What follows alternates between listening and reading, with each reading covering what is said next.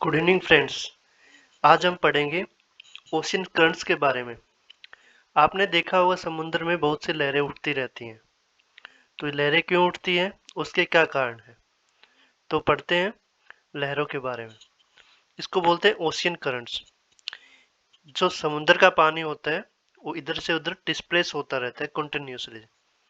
और जो लहरें होती हैं जो सरफेस के ऊपर होती हैं उसमें टेम्परेरी डिस्प्लेसमेंट होता है वाटर का।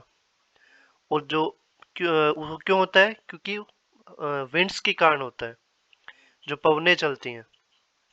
100 मीटर डेप्थ में जो वाटर का डिस्प्लेसमेंट होता है वो वाटर के टेम्परेचर, सैलिनिटी या रोटेशन ऑफ द अर्थ से होता है। और वो डिस्प्लेसमेंट परमानेंट होता है। और इसके कारण क्या है डिस्प्लेसमेंट के या ओशन करंट्स के क्या कारण है। पहला है इक्वेटोरियल, जो इक्वेटर पे रहता है वाटर गर्म और पोलर रीजन पे ठंडा, तो टेम्परेचर डिफरेंस की वजह से होता है। नेक्स्ट है trade winds and anti trade winds. जो लोकल ट्रेड विंड्स चलती हैं उनकी वजह से डिस्प्लेसमेंट होता है। और एक होता है कोलिसिव इफेक्ट। ये क्यों होता है, ये होता है जो अर्थ के रोटेशन की वजह से इफेक्ट होता है। सैलिनिटी, कितना उसमें नमक है, और टेम्परेचर। नेक्स्ट है जो करंट है दो टाइप की होती है। इक्वेटोरियल करंट गर्म होती है क्योंकि इक्वेटर के पास रहती है। और पोलर करंट्स ठंडी रहती हैं क्योंकि वो पोलर रीजन के पास रहती है, नॉर्थर्न पोल और साउथ पोल के पास रहती है। तो पैसिफिक ओशियन करंट जो है वार्म करंट, उसमें तीन है, Kuroshio, Alaska, El Nino. El Nino का हमारे मानसून के ऊपर भी इफेक्ट पड़ता है। नेक्स्ट है Pacific ocean cold current.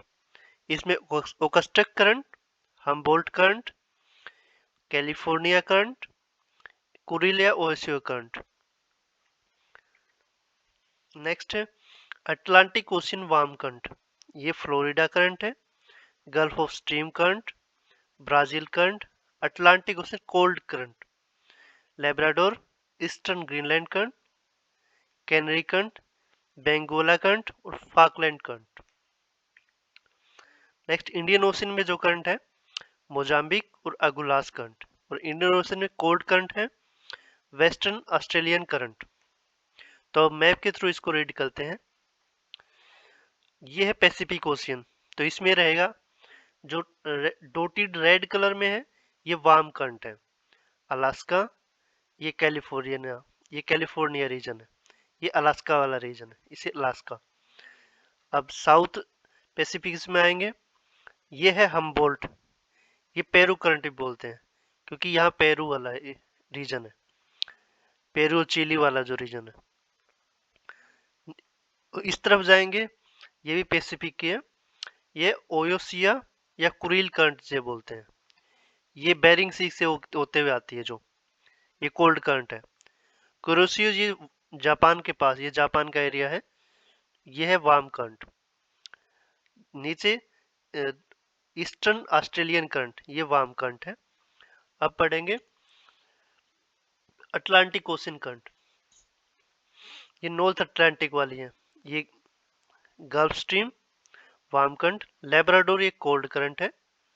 Greenland current, ये ग्रीनलैंड ईस्टर्न ग्रीनलैंड, ये भी कोल्ड करंट है। नॉर्थ अटलांटिक करंट, ये है नॉर्थ अटलांटिक ड्रिफ्ट। और ये नॉर्वेन करंट, क्योंकि नॉर्वे का रीजन जो ये है, या नॉर्वेन सी भी है। ये है ये मोरक्को और स्पेन और मोरक्को वाला जो एरिया यहाँ है कैनरी करंट। इसके साउथ में आएंगे, ये इसको बोलते हैं, ये ब्राजील का एरिया जो है ब्राजील करंट। यहाँ फॉकलैंड करंट भी है। ये फॉकलैंड वाला यहाँ पे है ईस्ट फॉकलैंड और वेस्ट फॉकलैंड। ये है बेंगुला करंट, ये भी कोल्ड करंट है। तो अब इंडियन ओशन में आते हैं, ये अगुलास करंट और ये मोजाम्बिक करंट, क्योंकि यहाँ मोजाम्बिक है, ये मेडागास्कर है। और ये वेस्टर्न ऑस्ट्रेलियन करंट, ये कोल्ड करंट है। ईस्टर्न ऑस्ट्रेलियन हॉट करंट है।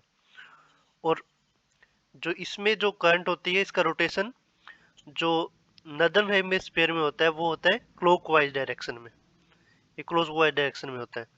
और जो सदर्न हेमिस्फीयर में होता है वो एंटी क्लॉकवाइज डायरेक्शन में होता है। ये होता है कोरिलेशन इफेक्ट की वजह से। Thank you.